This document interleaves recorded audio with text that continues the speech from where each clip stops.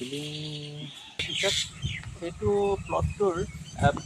পিছফালে গছ গছনি আৰু অলপ ৰুব লাগিব পিছফালে ৰুব লাগিব মানে ঘৰটো পিছত আহিব লাগিছিলে এতিয়া মই দুটা ইয়াত পাৰ্ট কৰিব লাগিব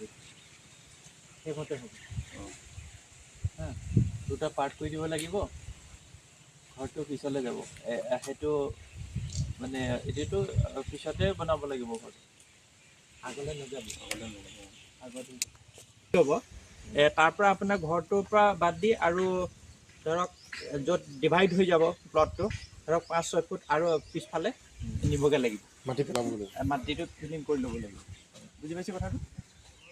হা যিমানটো যাব তাত 5 ফুট হেৰিয়াত একো নাই ওপৰ চাদটো মেইন কথা হেৰি নাই সেইটো ওপৰ চাদটোত 1 ফুট মেইনৰ পৰা দি দিলেই হৈ যাব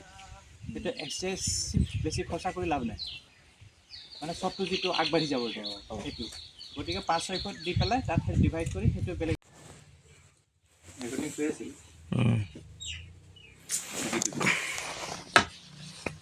ঠিক আছে ঠিক আছে কিবা থাকিলে সুধি ল'ব আজি খতম হোৱা নাই আৰম্ভ হৈছে পেইণ্ট পাউডাৰ পৰা চববিলাক